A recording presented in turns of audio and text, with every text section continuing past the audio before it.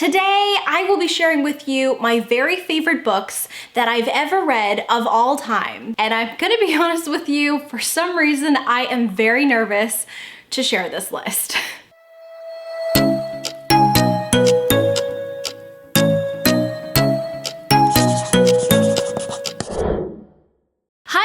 My name is Lexi and welcome back to my channel. Today is going to be a very exciting day because I am going to be doing my favorite books that I've ever read list for you. And there's a lot of books that we're gonna cover. But before we get into today's video, I would like to thank today's sponsor, which is Book of the Month. Thank you so much to Book of the Month for sponsoring today's video. Book of the Month is a popular and fast-growing book subscription box service. Every month, they're a highly selective team vets hundreds of books to curate a list for you to choose from. Their books range from adult thrillers, romance, nonfiction, literary fiction, fantasy, and even some YA. Just sign in, select what book or books you'd like for the month, and it's delivered right to your door, just like magic. And there's also no risk with Book of the Month because if there is a month where you were not necessarily vibing with their selection, you can do one of two things. You can either skip the month or you can go ahead and choose from their very wide range of backlist selection titles. This month I chose a thriller called The Writing Retreat by Julie Bartz. This book is about a writer named Alex who attends a sinister writing retreat and tries to survive as writers slowly begin to disappear. And then my second selection was Mame by Jessica George, which is a literary fiction and coming-of-age story about a woman named Maddie who is finally ready to experience life's many firsts after caring for her family, including first dates, first jobs, and first heartaches. I could not recommend them more.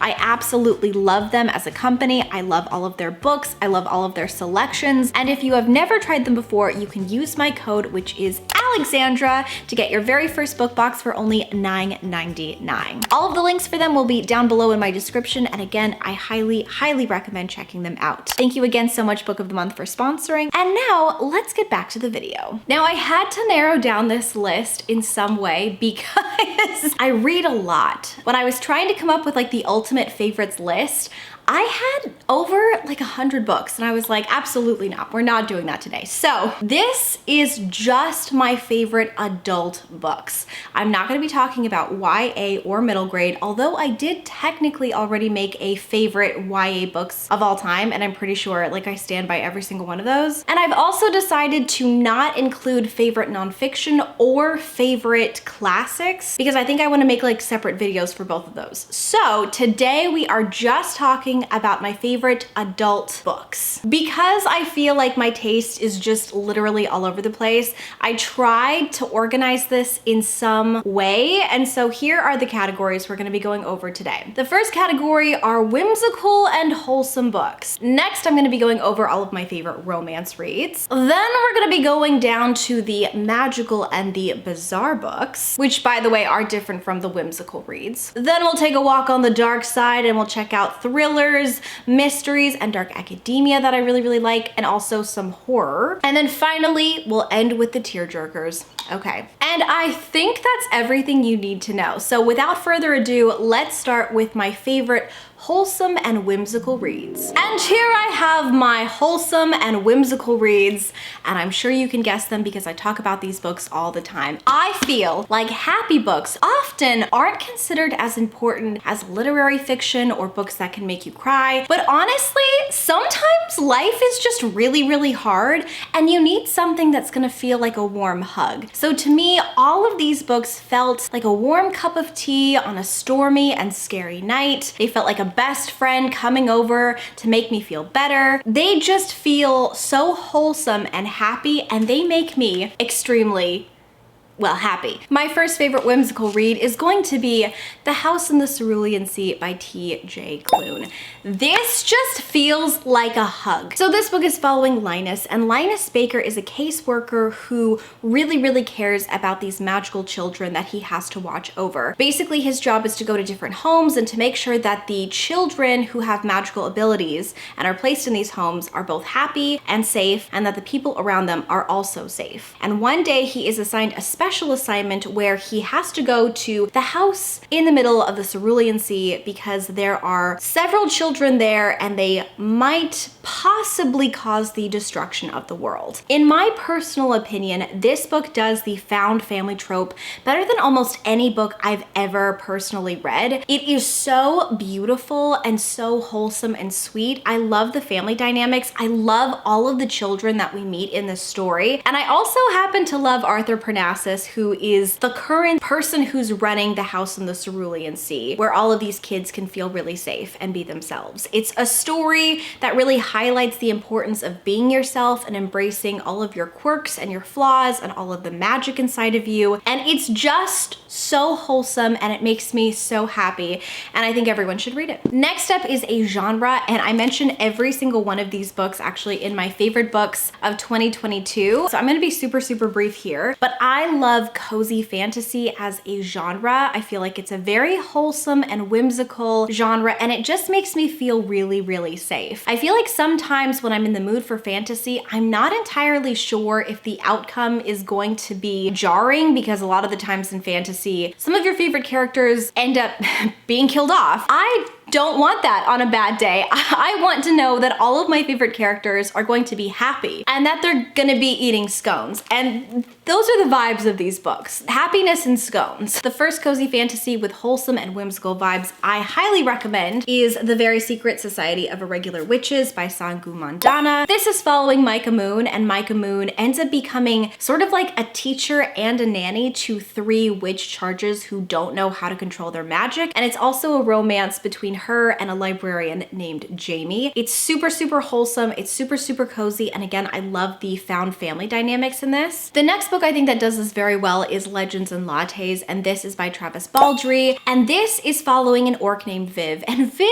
is sick of all of the adventures and all of the heartache of life, okay? She does not want to do sword fights. She does not want to face dragons. She does not want to go doing whatever heroes and adventure stories do. Instead, she wants to open up a cozy cafe. And I love that for her so much. So the entire book is following her journey trying to set up a cozy cafe and meeting all of these people who want to go to her cafe. And it's just so wholesome and so sweet. There is a little bit of a romance in here, which I loved a lot as well. But the friendships in here and the cozy stories and the cozy vibes are literal perfection and will absolutely make you have a brighter, happier day. And then finally, my last cozy fantasy that I highly recommend, and honestly is my #1 favorite cozy fantasy, is Nettle and Bone by T. Kingfisher. Nettle and Bone is following Mara, and Mara's sister has been married off against her will to a prince who turns out to be an absolute.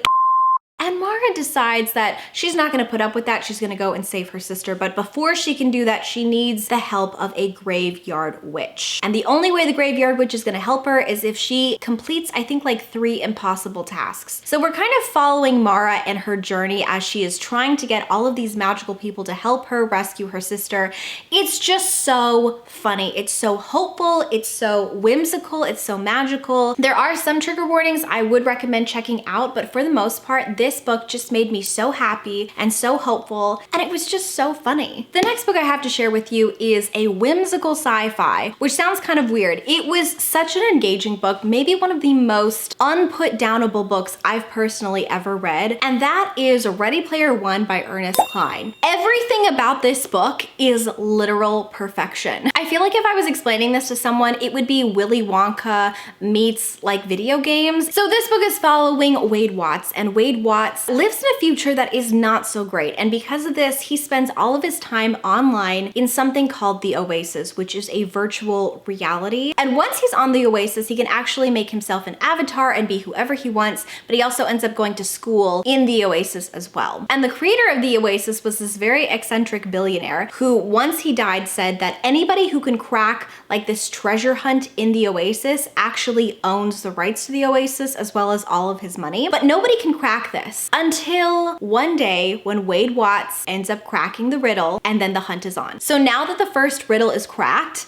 every single person tries to beat Wade, and they're all racing for like the rights to the Oasis and all of this money, and it's so good. Like, it's honestly so good. There's also a lot of 80s references in here, and I love the 80s, and so I thought all of the references were just so much fun. Could not have enjoyed this more. It's still to this day probably one of the most engaging and fast-paced books I've ever read, and the entire time I was reading this, I was smiling. So that is it as far as all of the wholesome and whimsical stories. Let's go ahead and move on to all of the adult romances I loved. First up, we are going to start with my favorite romance duo of all time, and that is Christina Lauren, specifically the Unhoneymooners and also In a Holidays. So the Unhoneymooners is following Olive and Ethan, who absolutely cannot stand each other. So if you love a good slow burn enemies to lovers, this is it right here, okay? So this book is following Olive and Ethan absolutely cannot stand each other. But they end up being the maid of honor and the best man in a wedding because Olive's sister and Ethan's brother are both getting married to each other. However, tragedy strikes and every single person at the wedding is violently ill except for Olive and Ethan. And because the honeymoon is literally going to expire and it's going to be completely wasted, Olive and Ethan decide to pretend to be their siblings, and they pretend to be married to each other on their honeymoon, even though they can't stand each other. And listen, things get steamy, okay? And then In a Holidays, in my opinion, is like the world's most perfect holiday romance. It's following a girl who has a little bit of like a Groundhog Day moment. Her name is Malin, and Malin has had a thing for her childhood best friend since forever, basically. And this is the Christmas she really, really wants to get it right. And what ends up happening is she ends up repeating the exact same day again and again until she can finally figure things out with this person. And it's just so cute, okay? It's literally like what Hallmark movies wish they could do. In my personal opinion,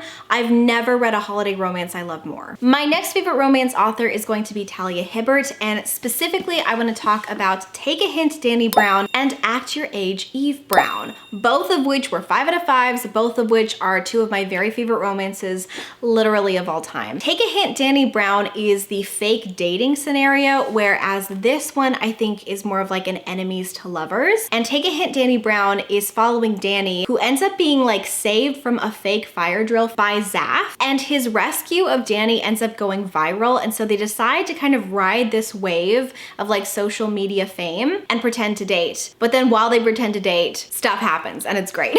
And Act Your Age, Eve Brown is following Eve, who ends up feeling like she is like a failure in life, and she tries to get a job at this little inn when she finds Jacob, and Jacob cannot stand how bubbly and happy she is because Jacob is the complete opposite. And listen, again, things get pretty steamy and I love them so much as a couple. My next favorite romance actually has my very favorite romantic trope of all time, and that is Friends to Lovers. And that book that I think nails it is going to be The People We Meet on Vacation by Emily Henry. Emily Henry is an extremely popular romance author for very, very good reason. I love everything that I've ever read from Emily Henry, but this is my personal favorite. We're following Poppy and Alex, who have been best friends forever, and every single year they take a summer vacation together. But something happened where they kind of had a falling out, and this is the first time that they're having a vacation together since that fallout. Things, again, get pretty steamy, so. And then the final book is one that is pretty out there, okay? So like if you're looking for a really, really steamy time, pick this up. If you're not, if you're just looking for like a romance that's gonna be light and fluffy, don't pick this up. Don't pick this up because this is super, super steamy, and I am surprised at myself that I like this so much, but I do, okay? And that's gonna be Neon Gods by Katie Robert. Whew. You know what I'm saying? Okay. This is a Hades and Persephone retelling, and the plot is super, super cheesy. Think like daytime soap opera cheesy, but you know what? Sometimes you need that in your life, okay? And I was having so much fun the entire time I was reading this. So in this reimagining of Hades and Persephone, Persephone has to marry Zeus against her will. To escape this, she tries to go down to where Hades lives because Zeus cannot touch the underworld. And it's very, very like like epic, her trying to get there. And once she is there, Hades, who absolutely can't stand Zeus, decides to protect her. But then while they're there, they get into like a lot of stuff. I will admit that this gets very hot. That's it for all of my favorite adult romances. So now let's go ahead and jump into the magical and the bizarre. So the very first books that I would like to talk about are actually not technically novels. They are novellas, and they are by Shauna Maguire. And I talk about this series every single chance that I get on my channel, and that is the Wayward Children series. Specifically, I have here Every Heart a Doorway and Where the Drowned Girls Go, because I think out of all of the books, these are my two favorite. When I first read this book, I actually was so blown away by it that I woke up my mom and I begged her to let me tell her the plot and all of my feelings. And she reluctantly woke up and complied because she's a very good mom. But this is one of those books where I read it and I immediately needed to tell somebody about it because it absolutely affected me in a way where like not a lot of the other books on this list have affected me. One thing about me that I don't think I've ever mentioned on this channel is that I have this deep fascination with nexuses. I have this deep fascination with the concept of like a world between worlds, or like portal worlds to go into other places. It's not necessarily Wonderland I'm interested in, it's the rabbit hole. It's like the way to get to Wonderland. Do you know what I mean? And I think this fascination actually started because when I was really young, I read The Magician's Nephew by C.S. Lewis, and I was just so fascinated and obsessed with that book as an 8-year-old. And that love and obsession has really followed me into adulthood. That's why I love this book so much, is because it's following all of the people who have gone to all of these different worlds and then they came back. And to me, that's just such a fascinating concept, and I don't think we've ever seen that concept done before. So this particular novella series is following all of these different people who have gone off into other worlds for one reason or another as children, and then they came back, and then they all end up waiting for their doorway at Eleanor West's Home for Wayward Children. I also really love this series because it does such a great job at highlighting people's differences, specifically in children, and also making you feel really comfortable with being yourself and with all of your differences, because those differences that make you really unique are why other worlds are interested in you. It's because you don't necessarily fit the mold of what people expect from you in this life. And I just love it. Like, Shauna Maguire's writing it's more than just magical. There are so many metaphors for accepting yourself and loving and accepting other people who are different from you. And it's just so heartbreakingly beautiful the way she describes all of these worlds and these children who have felt like they never could fit in or have friends. And now all of a sudden they feel seen by an entire world that wants them as like their champion and savior. And I just love it, okay? Like, I could talk about this series all day long. My very favorite two books in the series though are this one, because this is the one where we're kind of introduced to all of the characters and the school, and also this book, because this book is following a separate school. This particular book really has a lot of metaphors, I think, for trying to force yourself to fit into a box to make other people kind of happy. So you're trying to like cut out all of your differences. And in both cases, the message is just to not be anyone except for yourself. And I just love it so much, you guys. Okay, the next one here on my magical and bizarre books that I love is another one by Shauna Maguire, and that is Middle Game. And Middle Game feels kind of like a weird mix between sci-fi and magic and fairy tales. And in this particular book, we are following Dodger and Roger, who are twins, and they essentially are trying to be transformed into gods, sort of, by their dad. It starts off with one of the best like hooks I've ever read in a book. Failure, timeline, 5 minutes too late, 30 seconds from the end of the world. And basically they are failing to save the world. And so from there, you're kind of seeing the relationship and who they are and how they became magical and everything about them. And it's just very fascinating, very fast paced, and very well done. Next up is arguably one of the weirdest books I've ever read in my entire life, and that is The Ocean at the End of the Lane by Neil Gaiman. This book was perfect. This book is literal poetry. This book is super weird. We're following a person who has gone back to his small town when one of his parents has passed away. And while he's there, he goes to his old best friend Lottie's house where he sits down and he remembers the one summer he really felt like he grew up. And as he is remembering this, he reverts back to being a little boy. And then the rest of the story is told from his perspective. The writing in this is so stunning and vibrant, but also I feel like, again, this is another book that uses a lot of metaphors for growing up and for a lot of the things that we have to face as children that are very, very scary. I think a big, very important theme of this book also is how tragic it is that children have to experience things before they're really ready, and the loss of innocence. It's so beautiful. It's so fantastic.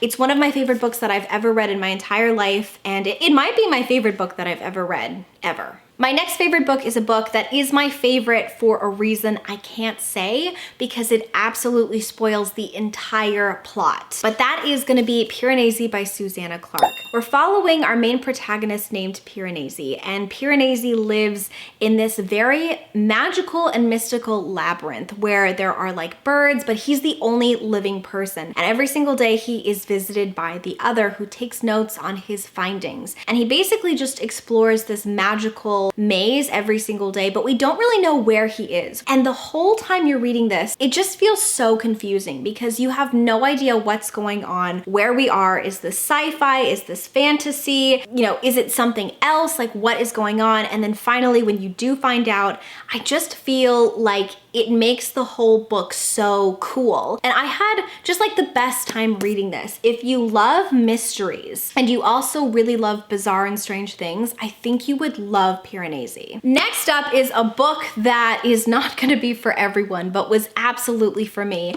and that is gonna be Bunny by Mona Awad. This book is so weird, but literally in the world's best ways. We're following Samantha, and Samantha is getting her MFA from a prestigious university, I think in New England, and while she is there, she talks often about this group of women called the Bunnies. They call each other bunnies, and they are obsessed with each other, and they are obsessed with calling each other bunny. They don't actually use their own name. They literally just use the word bunny. And then one day Samantha is invited in to their kind of cult when they ask her if she wants to try creating a man. We're following her descent into bunny madness, and it's just such a great time. I really enjoy these bizarre books that have a lot of symbolism. I think that there's a ton of symbolism, but also I just really enjoyed how bizarre and wild the ride was the whole time. I do feel like people can take different things from the ending. I also love that the ending is slightly open-ended because so many people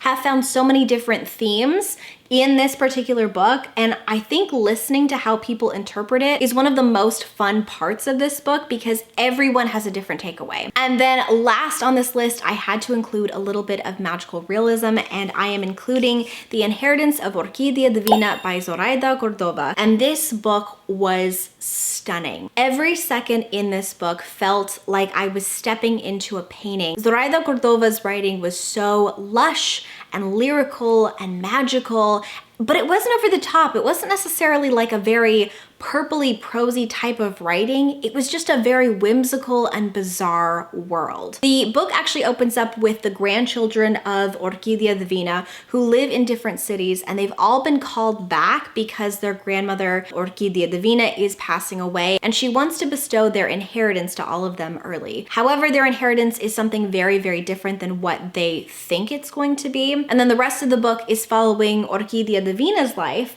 and we're watching all of the really strange and tragic things that have happened to her growing up, and also as she has become a young woman. There are so many beautiful elements in here that I think felt so whimsical and gorgeous, but there's also a lot of heartache and a lot of tragedy in here as well, and I just thought it was stunning.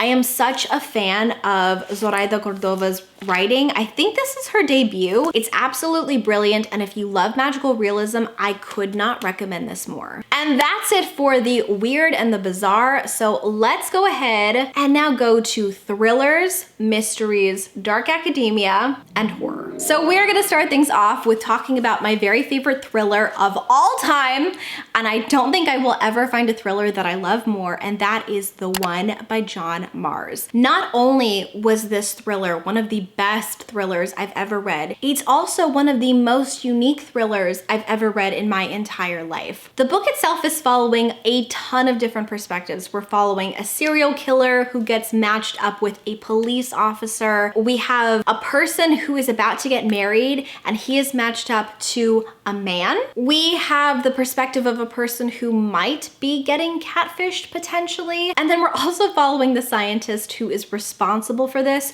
trying to find love herself. And let me tell you, it is the ride of your life. Like, it is one of the most fast-paced, engaging, and interesting books I've ever had the pleasure of reading. In my opinion, nothing is actually going to touch this book. I could not recommend this more. Even if you don't like thrillers, the entire time you are on the edge of your seat. Next up, let's jump to some horror. And I think my favorite horror of all time is My Best Friend's Exorcism by Grady Hendrix. So another thing about me that I really, really love is I love it when books really focus on friendships. I talk about this all the time with my friends, but I just feel like friendship is so undervalued in society. There is nothing more wholesome to me than a best friend friendship, especially in like movies or books. And this has one of my favorite friendships I've ever read about in my whole entire life. We're following Abby and Gretchen, and Abby and Gretchen are besties in the 80s. So if you love the 80s, if you love like Stranger Things vibes, then this is gonna be the book for you. And this is following the year that Gretchen gets possessed by like a demon, right? And Abby is determined to save her best friend from this thing that has overtaken her body. It is gruesome, it is disgusting, it is gross, but their friendship, you guys, like the way that things play out at the end is just so wholesome and so beautiful. I was sobbing. I could not stop crying this entire time I was reading this book. It made me so emotional because I love their friendship so much. If you are a person who loves like Stranger Things vibes, 80s vibes, bestie vibes, this is honestly one of the best books I think that I've ever read that has all of those things. It's so good in every single way. Next up, let's go to another slightly lighter mystery thriller, and that's gonna be Finley Donovan is Killing It, and this is by El Casamano. This is, again, such a unique take on like the mystery thriller genre. We're following Finley, and Finley's life is being turned upside down. She feels like she cannot get a grip on anything. She's recently become a single mom because her ex-husband sucks and has left her. She is a struggling mystery writer. She ends up meeting her editor at Panera, and then once she is there, she describes how she's going to kill off her main character, or like the main bad guy in her book. Somebody overhears this and thinks that she is a hit woman, and they end up trying to pay her so that she can kill this woman's husband.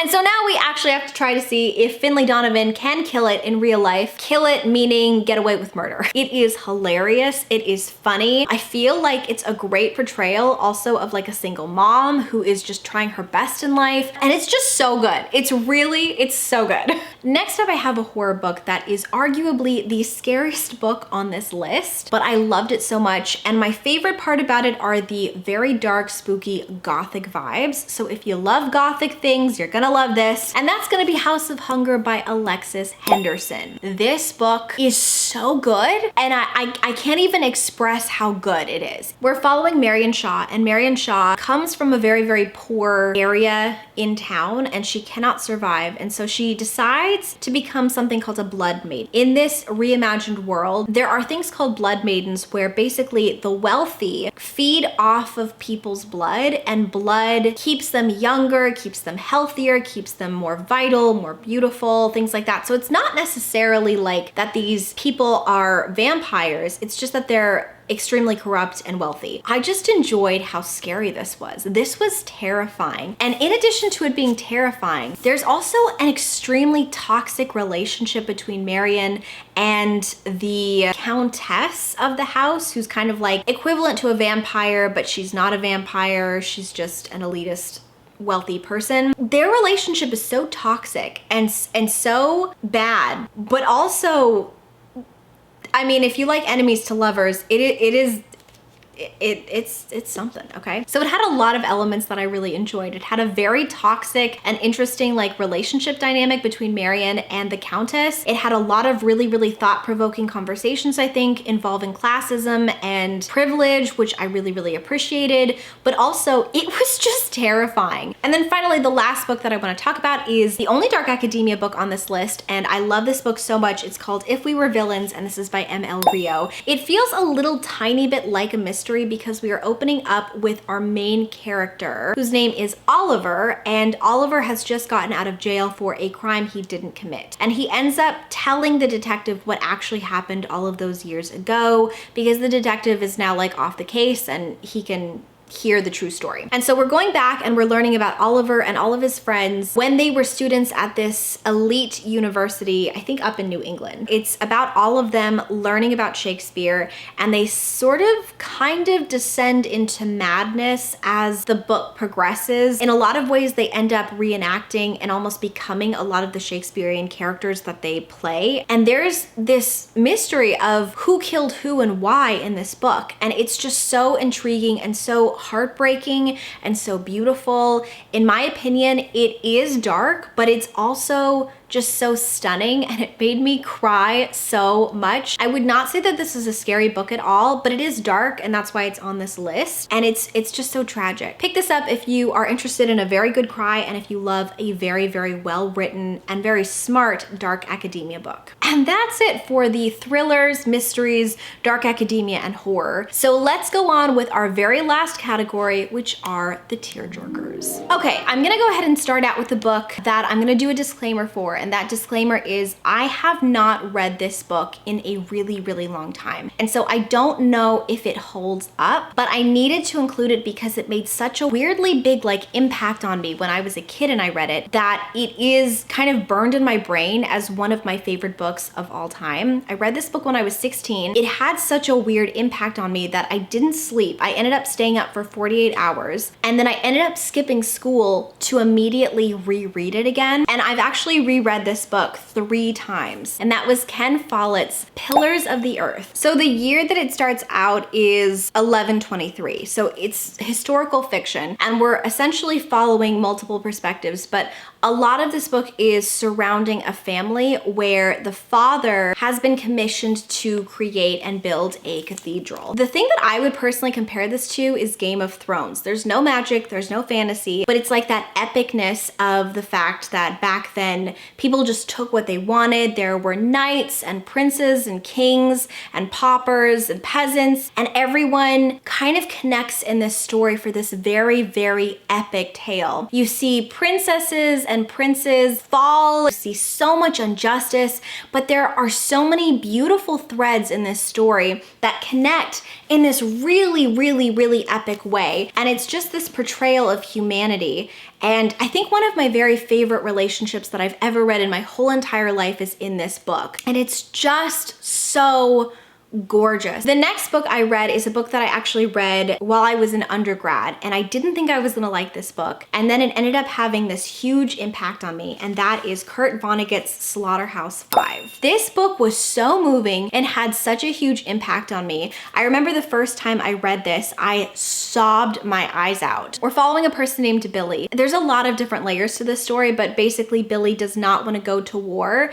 but Billy is drafted and has to go to war. And at the same time, there are these aliens who are trying to abduct him. I know it sounds bizarre, but Kurt Vonnegut somehow manages to put in all of these beautiful messages and gorgeous passages about how to be a better human and anti-war. And a lot of this book, I think, is kind of his healing from being in the war himself. And it's just so stunning and so moving. I know I keep saying the word moving, but it's one of the most emotional books I've ever read. I just thought it was so gorgeous, and there are so many quotes in here that I remember reading and highlighting and circling for the first time. If it sounds like a book that's not going to be for you, give it a chance anyways, because it honestly changed my perspective on literature, and I think it impacted me in a huge way. And next up, I highly recommend checking out Normal People if you enjoy crying. So this is a book by Sally Rooney, and this is a book that again is a little bit divisive. You're either gonna love it or hate it. I ended up loving this book though. I read this book in one day, gave it 5 stars, could not stop crying. It was just a book that I was not expecting to fall in love with, but I fell in love with this book so hard. We're following Connell and Marianne, and they both go to high school together, and they're both in different social groups, I guess. And so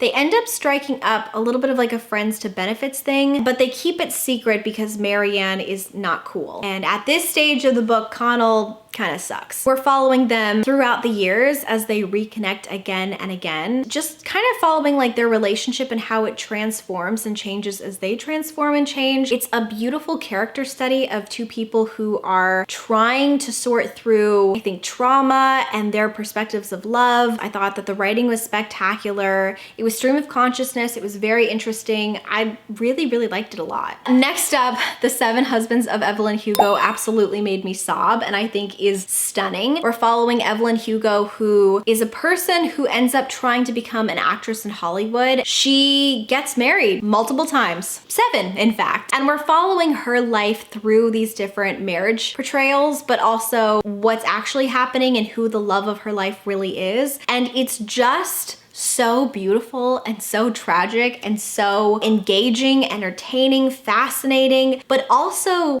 just so heartbreaking. And then finally, the last book that I have to share with you is maybe my favorite book of all time. I don't know. I love so many of these books, but this might be the one. And it's also the book that has made me sob harder than any book in my entire life. And that is The Song of Achilles by Madeline Miller. I found this book long before I started my booktube channel. We're following 2 friends. I will say Patroclus's name wrong. I say Patroclus. It's not Patroclus, but I can't stop saying it that way. So we're following Patroclus, and he is Achilles' best friend, and they end up kind of like becoming besties together, and then their friendship blooms into a romance. And this is a tragedy. If you know how the Iliad goes, you understand what ends up happening in this book. I won't spoil anything, but it is a tragedy, and it is so heartbreakingly stunning in every single way. I mean, this book broke me multiple times, and I kept going back for more. If you love the ultimate like romance, the ultimate heartbreak, the ultimate beautiful and tragic story, it doesn't get better than this. This is the one, okay? This is one of my favorite, this has to be my favorite book of all time. I love everything about it. I think it's perfect. I love Patroclus, I love Achilles, I love Madeline Miller. Highly recommend reading it. And I think, you guys, that's it. Those are all of the books that are my favorite adult books. I know it was a lot, but honestly, this video has brought me so much joy because I just love books. There's something about finding a book that you connect with and that becomes your favorite. There's just nothing like it. You feel so seen by certain books, and it just makes me so incredibly happy. So if you have made it to this point of the video, I would love to know what your very favorite book or one of your favorite books of all time is. Please let me know, especially if you have a recommendation that you think I would like after learning some of my very favorite books. And if you have made it to this point of the video, please leave me the double heart emoji. And once again, a huge thank you to Book of the Month for sponsoring today's video. Again, all of the links for them will be down below. I highly recommend checking them out. And in addition to Book of the Month, a huge thank you to all of my members at Patreon. I love you guys so much. A huge special thank you to all of the executive producers of my video, the Ink and Quill Club. All of your names will be down below in my description. I love you guys so much, and I am sending all of you hugs. I think though that's it. So until next time, book lovers, keep your head in the clouds and your heart in a book, and I will talk to you very soon. Bye.